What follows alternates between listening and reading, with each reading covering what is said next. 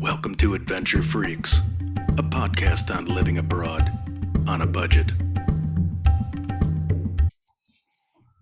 All right, Michael Weekly, welcome to the podcast. My guest today is Michael Weekly, and Michael lives in Mexico. And he resides in Mexico City. He originally is from Tennessee, but he lives down there now, and he is a stand-up comedian. He's a community activist, and he started a stand-up comedy troupe called Inappropriate Laughter. And you can find them on the internet through, if you search Google Mexico City, Inappropriate Laughter. Welcome, Michael. I'm glad that you can be here and share some of your insights and guidance around Mexico for us and the cost and what it's like to live there. So tell us, how did you find Mexico from Tennessee, and how did you land in Mexico City? Yeah, well, so I'm originally from Tennessee, but I left there many, many years ago. And I was living in Portland, Oregon, and I worked for community service, nonprofit organizations, and I just needed a break. I had a friend that was staying here, so I came to visit, and remarkably, 2 weeks became 2 years, became 6 years now. So it's been a roller coaster. This city is incredible. It's one of the largest cities in the world. It's 3 times the size of New York City, with around 28 million people, I think, are here now. And so it's just chaos. It's wonderful. It's chaotic. It's creative. It's cultural. It's musical. It's nonstop. It's never quiet. It's one of those places I describe as like it gives you a punch in the stomach, but then gives you a hug. It's like, here's the traffic, but here's amazing tacos. And so yeah, I found a home here, and I really love Mexico City. Nice. What section of Mexico City do you live in? So I live in an area called Anahuac, which is where Polanco. So Polanco would be like the really posh neighborhood. So I live where that posh neighborhood ends. Okay. Sort of where the more hipster family. There's randomly a lot of like Indian and Chinese folks that live in my area as well. Oh, nice. So that you got a lot of great food. We do. We have a good fusion here with like Chinese and Mexican food. So yeah, Mexico. So I'm zooming in. Can you see that I'm zooming in here? Yeah, perfect. Okay, so are you north of Mexico City, west? Whereabouts? See where that little water area is? I think it says Chapultepec. Um, No, how far is that? right here. Zoom closer in. We're more north. North, okay. So if you put in Polanco, that's Polanco. probably, yeah, put in Polanco. Polanco. And Polanco is right where we are. I don't know. Where's the search on here? I don't know. I opened a full screen and now the search is gone. But let me see here. So there's and you're looking on your phone, right? So it's probably a little challenging to. It's all right. Yeah. Keep on going north. See where that Mexico City is, that center? It's Yeah. north. It's north of there, but Okay. not way. It's a huge city too. It's a very geographically quite large as well. Yeah. What is the population in Mexico City right now? It varies between some reports say 26 million up to 28 million. Wow. That's just the city. So, Yeah. which is ironic because I literally grew up in a town of 222 people, and there's only 222 people in my building. Wow. That's Yeah. wild. All right. So Mexico City is just a really cool place to live in. I hear I've had a couple friends that went down there over the winter and spent the winter there, and they loved it, and they're really looking forward to going back. So, and they did mention that they stayed in this Roma. See, there's Roma Norte. So I'm near there. Okay, yeah. So they're in this kind of section. I think they stayed in La Condesa. Yeah. Condesa. La Yeah, Condesa. it translates to the Countess. Yeah. Okay. Yeah, cool. Okay, see that little museum up there that says the Samaya, Museo Yes. Samaya? That's my hood. That's my hood. Okay, nice. So you're right over here. Yeah. Very cool. That's Palanca. There it is. Yeah, Polanco. Yeah. Palanco. Yep. Very cool. All right. So what do you do down there? How have you been surviving as far as Well, yeah, sorry, I didn't mean to interrupt you. When I first came here, I randomly found a property and turned it into a hostel. So I'd always have a dream, like that sort of 1980s dream of like living in a loft in a warehouse and making it into something. And so reality here is things are they're so much less expensive. You could do it. So originally I opened up an 11-bedroom hostel and ran that for 3 years. But 2 years ago in January, I got rid of that. I totally like Martha Stewart. I didn't know that a pandemic was going to happen and completely end tourism. But in January, I sold, and then the pandemic hit here pretty hard in March. So yeah, so that was my first, and then I started teaching at a school. So I teach at a low-income high school, and I teach a program called Global, which is like cultural, political, and social. So it exposes Mexican students to international policies, speakers, etc. So I've been doing that, and then I do the comedy on the side, a little bit of storytelling, and just trying to keep active.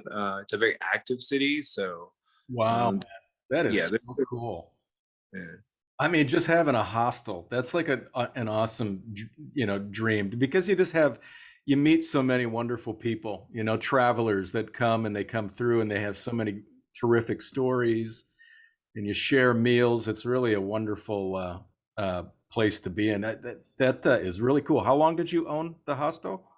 3 years. So For that three was years. yeah. Wow. And what's funny is a lot of people only stop through Mexico City on their way to somewhere else, like Cuba or to Cancun or to Puerto Vallarta. And when people have stayed here, they're like, "Oh wow, that city is more amazing than we thought." Like, there's so much history here. There's literally a pyramid like everywhere you go in the city, and so I think people are always like fascinated by the city. They don't expect it to be so interesting, so alive. Yeah. Sure, sure. So how do you teach in Spanish? How's your Spanish? Mi español es mierda, which translates to my Spanish is shit. Um, I I can order food. I can throw nouns and verbs at people all day. I can only speak in the present tense. I cannot speak in the past or future. And so no, I teach my classes in English. It's like an advanced English class for my learners. But yeah, I embarrassingly, I do not speak Spanish well. So it's a Wow. lot of pantomime, pointing, and just hope. A lot of That's great. So that is really cool too that you're not teaching at an international school, are you? No, so it's a low income school. So I work for a nonprofit that pays for international teachers to go into high schools that generally couldn't afford them. I mean, because the rate, everything is less expensive here, but also the pay is really low for folks. And so, yeah, so they enabled me to work at the school as a native speaker and like have a different experience with the students, which they couldn't generally afford. Yeah. How is that going and what is it like to be teaching in a Mexico City escuela? I mean, that's got to be interesting.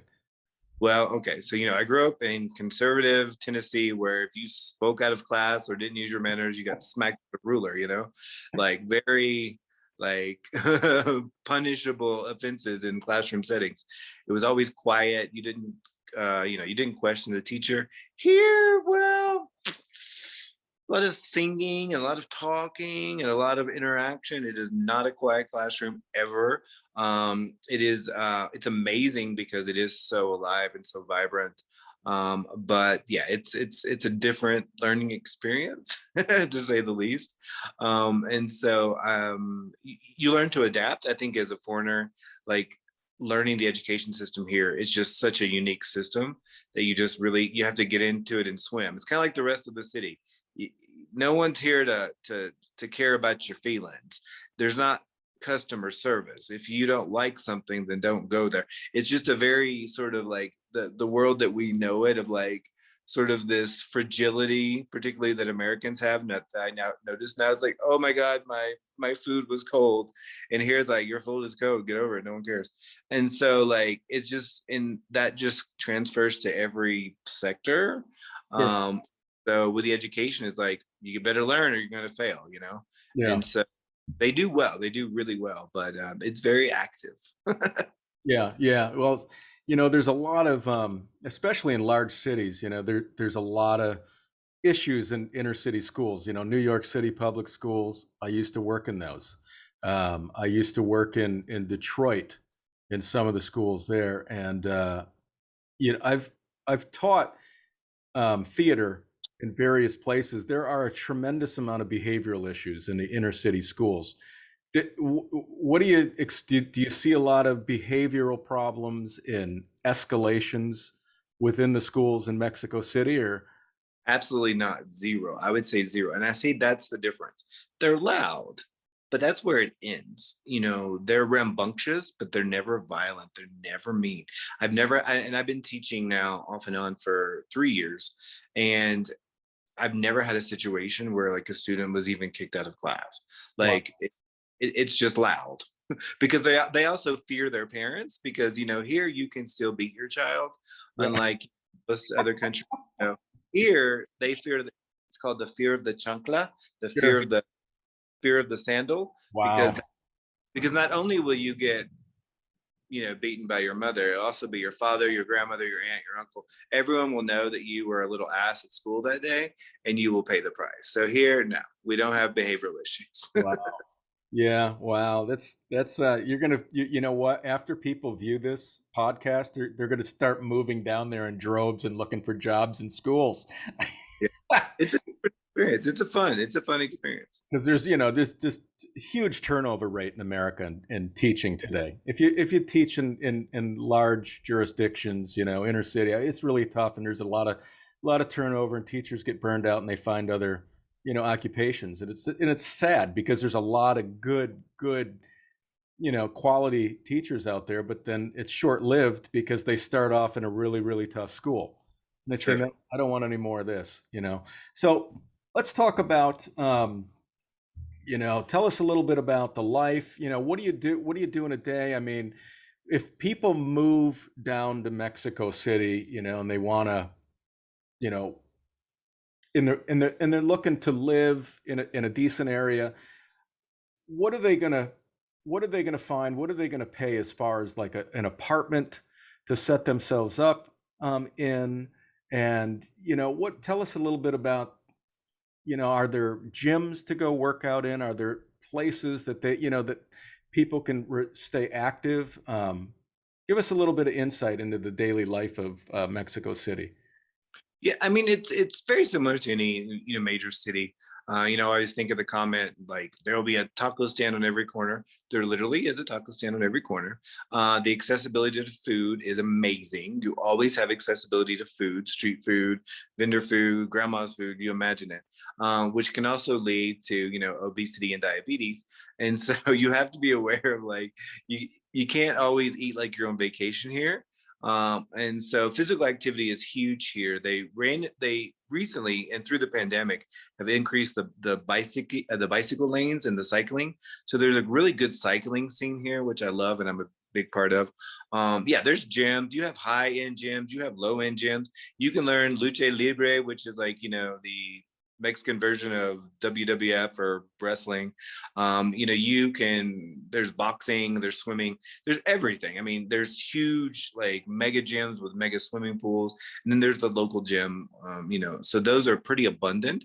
I think physical fitness is pretty standard, particularly in the nicer areas. As a foreigner, you are kind of limited to Roma Norte, Polanco, Condesa, and a few other smaller areas to have the conveniences that people are used to. And I say that because it's kind of I'm on a lot of the foreigner groups on Facebook, and the first question is before you move to, is it safe? Am I going to be kidnapped? I mean, it's still a big city, so you have to have big city rules. Like, if you have your phone waving it out in the metro, someone's going to steal it. I mean, that will happen here, that will happen in Barcelona, that will happen in New York City. And so like I always just say it's big city rules apply. And above and beyond that, like as a foreigner, they're very friendly, they're very kind to foreigners, very kind to folks that are Asian, African American. Like there's no distinction between foreigner as far as race goes, as far as like dislike or stereotypes or prejudice. So it's a really welcome environment for all foreigners. Which unfortunately has, kind of led to a little bit of the gentrification issue. So those areas like Roma Norte and Roma they're less expensive than like New York City, but for a good apartment, you're going to pay about $800 or $900. That's going to get you a 2-bedroom with a doorman, an elevator, probably a gym on the roof with like a workout facility, maybe even a swimming pool. You're going to have a cleaning lady that comes once a week or twice a week. You're going to have a parking for your car. Like it's more inclusive. So yeah, I mean, people think that they can come here and live for like $300 or $400. I mean, you could, but you're not going to live in, I mean, you're not upgrading yourself. It would be like a studio type situation with no amenities. So around $800 to $1,000 is about the going rate for a good quality like 2-bedroom apartment. But again, you're going to get a lot more. And again, like electricity and water and all of that is like ridiculous. I think my electric bill for the last 3 months was $2. Oh, wow. Yeah, it was so cheap. And I have a washer and dryer. Which again, if you're used to having a washer and dryer, don't come here. If you want a bathtub, don't come here. Like if you are afraid of climbing stairs, don't come here. Yeah. Unfortunately, if you're differently disabled, it's not the best place for you. It's not really equipped for folks that are differently abled. And so, yes, I mean, you have the pros and the cons. You have a lot of, amazing opportunities here. But I think, a lot of New Yorkers and California, folks from California have come during the last year and a half, because it is less expensive. They can work from their computer, have a better life, and spend a lot less. Yeah. Yeah. Somebody told me that there's like a million expats from the US in Mexico now. Probably, but there's so many of us. There's so many. Are there a lot living in Mexico City? Yeah. There's a whole expat community here. So, I mean, we have our own cycling groups, hiking groups, social groups, comedy groups. We're our own little community. Yeah. That I will say it's pretty active with each other. Are there other expats coming from elsewhere, like in Europe or Canada or? Oh yeah, you can go to different barrios here, and there's a Jewish barrio, there's an Indian barrio, there's a Middle Eastern area. So Mexico has a large production of gas, of like natural oil and gas. And so they trade with a lot of international companies. So you will see, I mean, it's an international city. You'll see a lot of different influences. A lot of folks too during the pandemic from Australia, people that were in extreme lockdowns, a lot of Dutch people now too, are coming from those areas here because, I mean, in all reality, Mexico City could not shut down for a pandemic. The economy just wouldn't hold. And so they've done everything possible as far as like masking and vaccines and cleanliness. But the reality of like closing the city down, that was an impossible task. You couldn't close the city down. Sure. Yeah. So let's get back to the cost. So you're talking about like 800-900. That's for like a nice 2-bedroom in a really nice area. Sounds like it. And so for people that want to live in those areas and they come down, what do they need? I mean, to cover all the costs of like Wi-Fi, you're going to need a cell phone. They're going to want to probably go, eat out a couple nights a week. Some people have, a desire to eat more street food. I'm like one of those guys. I love to eat street food. And I love to find those little mom and pop shops that are like these tiny little mom and pop shops that are fantastic in these locations. But what are we talking about as far as like how much would you need per month to be comfortable in one of those really nice areas that you live in? Honestly, about like less than 2,000. 2,000 would be living pretty well, and that would include everything. Like for instance, if I go and get a taco and a soda, it's $1.50 $1.50 maybe. Street food is less than $2 usually. They have a concept here called comida querida, which is like a hot plate. So you get like enchiladas with like rice and beans and a drink for like $4. So Mhm. those are common. Then your fancier restaurants, I mean, they have everything here. I mean, we have Hooters, we have, we have Wendy's, we have McDonald's, like those, and those are normal prices. So those don't really change. They're not less expensive here than the US. Sure. So the same. But I always say that like the cost of living here is about 1/3 of what I paid in the US. And I lived the majority of my time in Arizona. So Mhm. about 1/3 of that. So 2000 a month is like really doing well here. Okay. Um, be able to afford everything that you want, maybe not including so much travel, but traveling here is super cheap. So like just flying from here to Cancun or here to the beaches, it's like $25 for a flight. They have a lot of low cost carriers. So yeah, so it's not expensive. And the cell phone, that's funny about the cell phone bill. My cell phone bill is $7.50 per month, and it's unlimited, and it works in the U.S. and Canada. Wow. Yes, it's $7.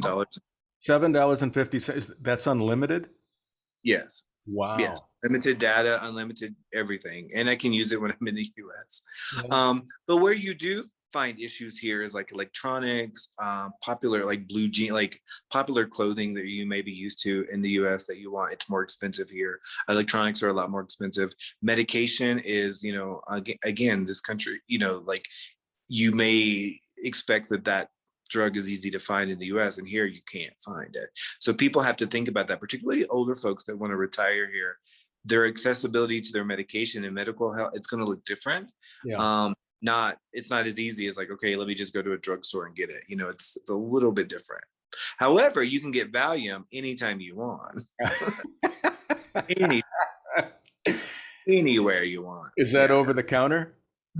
it's over the taco stand. All It's right. over the car window. It's you name it. So yes. Well, I imagine there's high anxiety in Mexico City. It's probably much needed. That's Sure. okay.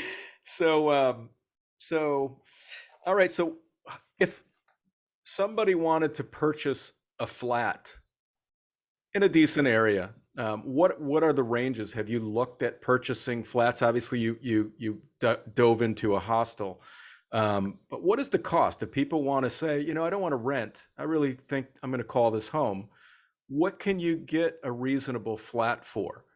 Um, That's where you get into a lot of complications and a lot of problems. So because I have friends that have done that, I've looked into it myself, and so maybe I don't know.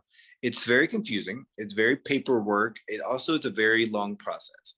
So it could take anywhere from 8 months to a year. So if someone happens to be living in the apartment or home that you're buying, getting them out of that apartment is almost an impossible task. And then it became more difficult through sort of the last year and a half. So yeah, it doesn't happen that often, and the prices are pretty expensive. I mean, you're still looking at 250,000 up to 300 US dollars for an apartment. Um, and like buying a house is really not an option. I mean, it's a very much an apartment city. mhm. So I think people have that dream, but the reality of that is like, unless you know someone and you are connected with a lawyer and all of that here, um, uh, it's a lengthier process. I had a friend that was looking into buying.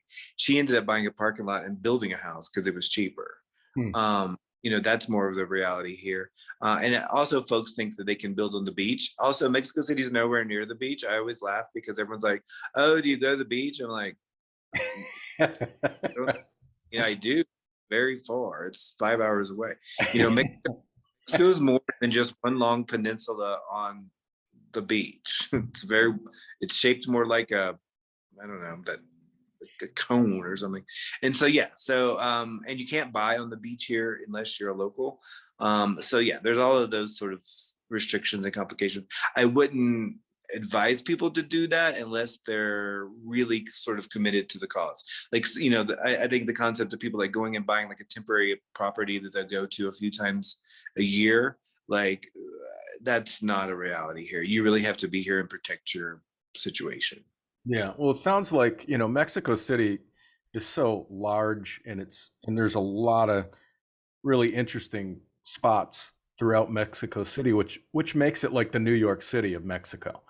And Sure. as we know, New York City is extremely expensive. So I'm guessing that a lot of people that come down and decide to call Mexico home, they find places outside Mexico City, or smaller towns and Yeah. cities that they decide to either rent in or build in. Do you have any knowledge? I hear like Merida is really affordable. I don't know like Oaxaca, any of those areas, or along Tulum. I know those are hot spots, but are there any cities that you are aware of, that you hear of, other expats talking, going, this is an amazing up and coming city, and the affordability is incredible? Well, Oaxaca City. So Oaxaca is a pretty big state, but Oaxaca City is beautiful, and that's a very affordable place. And there you could buy like property and land. Cuernavaca is another area, so that's outside of Mexico City, about 2 hours. Puebla is pretty nice. Merida is great. Merida is more toward the south, so that's a more humid, hot area. But yeah, that's a little bit more family friendly. It's more family friendly too. These areas tend to be more like family oriented. And even within Mexico City, yeah, you can get outside of the city, and generally find, there would be more opportunities. San Luis Potosí, um, Guanajuato, that's a great area. So those areas, yeah. So there are options, but like actually buying in Mexico City is probably not the most realistic choice. Yeah. Do you know anything about the cost of living in those other locations, or no? Well, like I said, it's like one third of the cost here. There, it's like 1/10 of the cost. I mean, Mexico City is an expensive city in Mexico, Yeah. but it's still lower than anything that you would find in the US. Sure, sure. What is people that, if they come down, do they need to bring their own health care, or can you get health care in Mexico? And is the health care good? Hmm. Oh, is any healthcare good? I mean, um, so your US healthcare will not work here now. So you can purchase an international policy, and so that covers most everything that happens to you, except when you're in the US. It only covers you while you're in Mexico. And here, like locals get a socialized healthcare, they can upgrade to a private healthcare, and then there's private healthcare options. So yes, so I mean, I have a friend that has a private healthcare option here, and it's like $300 a month, like US dollars a month. But that's like a premium. So you could get like a basic one for like, let's say 180, $200. That would cover like your basic needs. But now also, like if you have the flu, or if you have like a cold, or I don't know, you have a wild night and you get syphilis or something, like you can go to the little consultor, the little doctor. They're everywhere, and they can treat you and give you prescriptions. But if you needed like right now, like if something were to happen and I broke my leg or something, I would fly my broken leg back to the US to figure that out. Gotcha. Gotcha. Okay. So you can go see doctors and pay out of pocket Yeah, for little things, and what's the that's so. cost of that typically? Oh, like, you pay the doctor $2, and your medicine will cost you $5. Wow. Yeah, What if you have to get stitches? I mean, can you go in and they can stitch you up, or if you yeah. cut yourself or anything like that, and that's fairly reasonable as well? The stitches will be like $20. Okay. Like it's like again, like I have two dogs. I mean, I don't have children, but I have two dogs. And I think of vet care in the US, how expensive it is here. And here, oh my God, it's so cheap. And so yeah, all of those things are significantly cheaper. Hmm. So even let's say God forbid something happened and you had to go in the hospital for like a week, your total cost after a week would probably be about like $500 or $600 total. Oh, wow. Yeah. Okay. So based on that, do you really need to pay for insurance? Just depends. I don't know. Do we really need to pay for insurance in general? I don't know, but you're required to by American law. So I don't know. Like that's a debate, and that's how like some people, different people that live here kind of juggle with that. Some are like, no, if something happens, I'll just pay it, and others are like, they feel more comfortable with insurance. So I think that's a personal choice situation. It won't bankrupt you if something catastrophic were to happen to you here medically, it wouldn't bankrupt you. Mm. You would have a dent, but not a bankruptcy. Yeah. And that's exactly what happens every day in America. It's Sure. unfortunate, but it happens every day here where people are filing bankruptcy because they have medical bills that they can't pay. And a lot of these people have insurance. Yeah. Something catastrophic happens and the co-insurance and co-pays overwhelm them and they, yeah. Sure. So, wow. So, well, tell us what you like the most about living there since you've started. What do you like the most about living in Mexico? I love the people. I mean, the people are genuinely nice. They're affectionate. They're sweet. They're sincere. They're musical. They're talented. And the city is always like, if you meet someone, you're automatically invited to a family dinner or a family party or whatever. Like it's just a very social country. It's a very people are very social here. I like the variety. You can literally get anything that you've ever imagined in the world 24 hours a day delivered to your home. And so like it's just a very accessible city. It just has a lot of spirit. It has a heartbeat. You always hear music here. No matter where you are, you hear music, either someone singing or someone playing or mariachis. There's always a life to the city. It never stops breathing. It never stops. Like the heartbeat of the city never stops, and I think that's exciting. Like you can find a lot of you can always find something to do. Mhm. Always. Wow, that sounds awesome. Do you ever, if you step out of Mexico City, where are some of the places that you really enjoy visiting? I like Valle de Bravo, which is a lake town, which is not too far from here. I like Puebla. I like Tepoztlan, which is more of like hippie, sort of like if you're into like, like yoga and like different types of therapies, natural medications, all about natural herbs. Like there's those little towns everywhere. They're called actually, if you Google Pueblos Mágicos, Pueblos Mágicos in Spanish, it gives you a list of what they consider all of the magic towns of Mexico. And so it's been my goal to try to go to as many of those as possible. There's even a little town that, like has like an affection for like the, what do you call them? I forgot the name. For like, can't think of it. But there's a lot of variety. Like in every town in every city, it's not I think the American, like from the US perspective, folks think of Mexico as like in one little square, like, okay, this is what every Mexico City town is like, or every Mexican city's town is like, because I've been to Rocky Point, or I've been to Guadalajara, or I've been to Puerto Vallarta. And I'm like, they're all so different. Like every single one of them has a completely different way.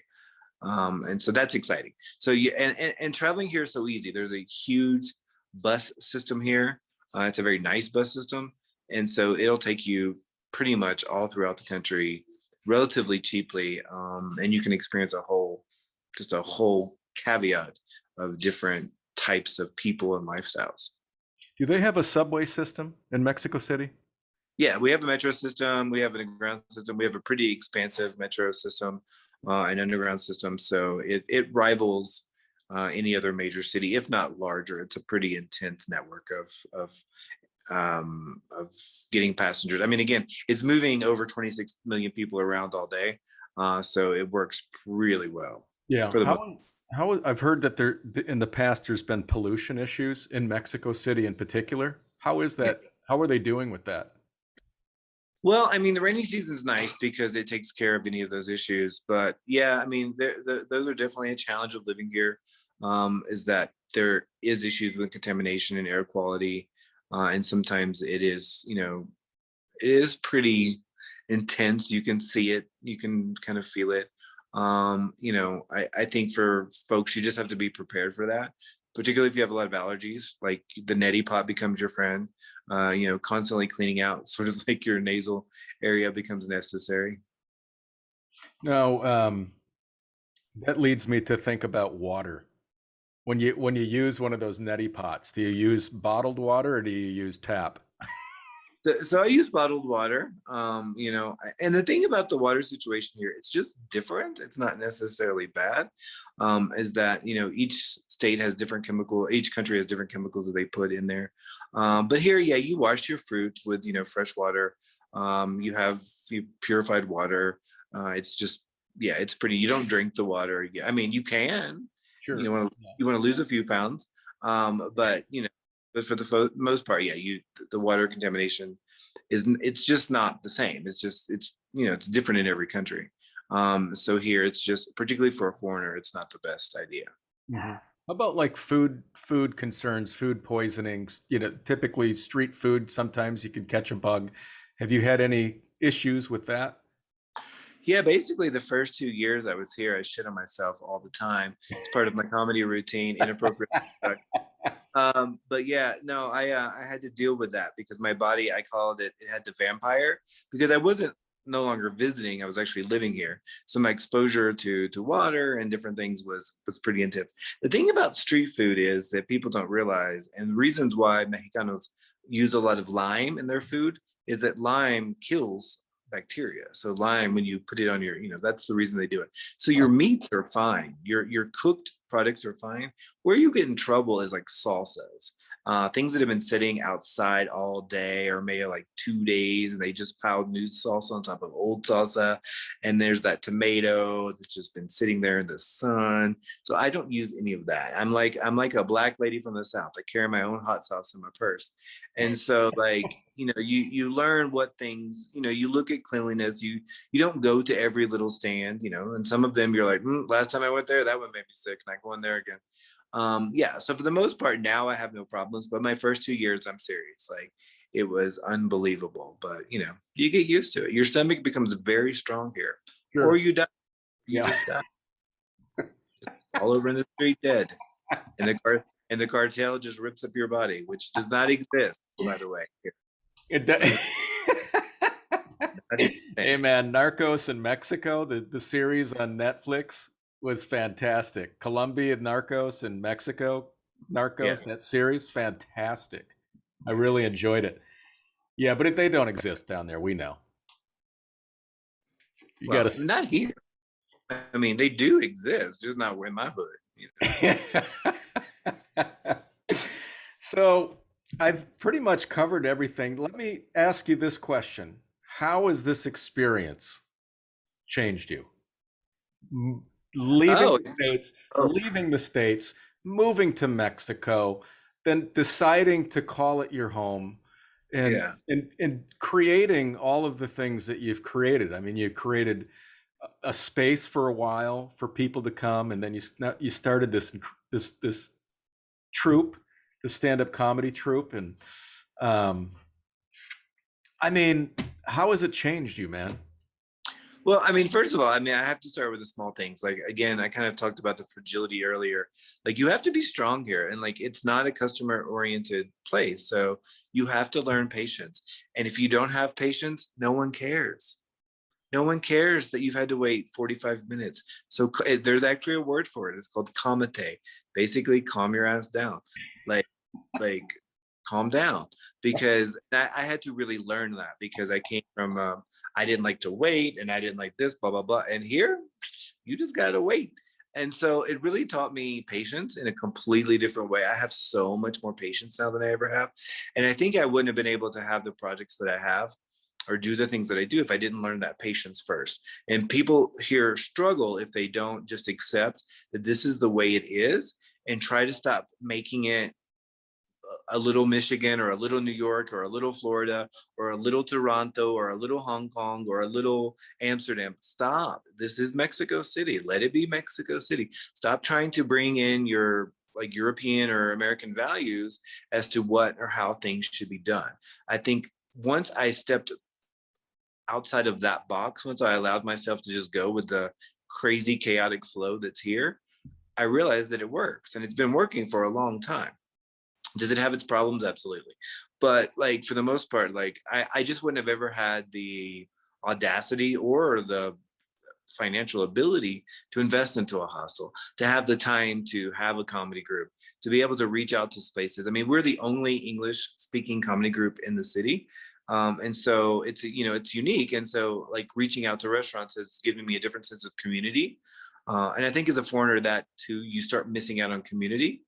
And so building your own community becomes important. And so for me, like bringing in all those elements from the city, me, once I stopped my mental thinking that I'm going to change the city, because you're not going to change the city.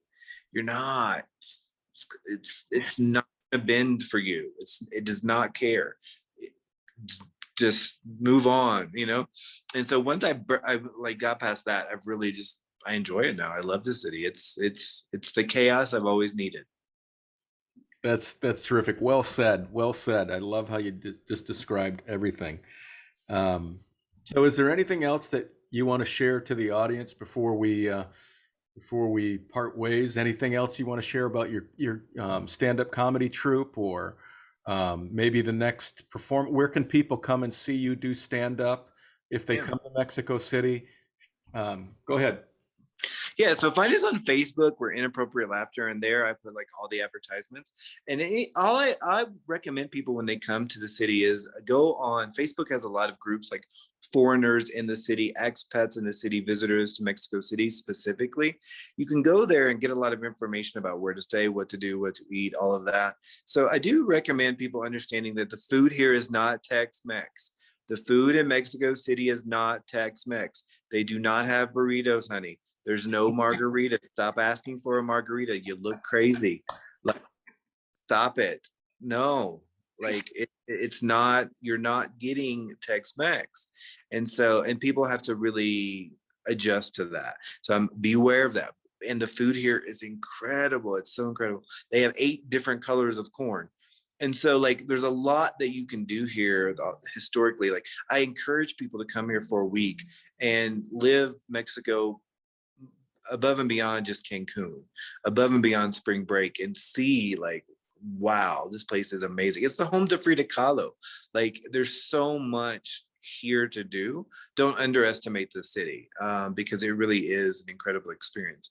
And for me in the comedy group, like it's been great. Like I do encourage people, especially when they're kind of like passing through. It's a great way because our comedy show is not just comedy; it's also community. Because everyone that comes to our shows is from the expat community mostly, and so we really kind of get to you see each other's shows several times in the audience because oh hey, I want to try it out, blah blah blah, and you just become it's been community building in a lot different way. So we're also respectful comedy, even though our name is inappropriate. We do keep it very respectful, and so I think that combination helps to further build community here. And yeah, so come on down across the border because I really got a southern accent, but I left it a long time ago. But if you come on down, the border's nice. No, I will, buddy. I actually if my friends head back down, I'll probably go visit them, and I'm gonna come see Michael Weekly. I'm gonna come see you, buddy, and we'll go hang out, and you could show me around. I'd love that. I will. I'll make it happen. All right, buddy. Well, thank Michael Weekly. Thank you so much for being a part of this podcast and sharing your insights into Mexico City and the life and what you do. Thank you so much. I really appreciate it. My pleasure. Thank you for having me. I hope you have a fantastic day and take care. Peace and love. Okay, take care, buddy. All right, bye.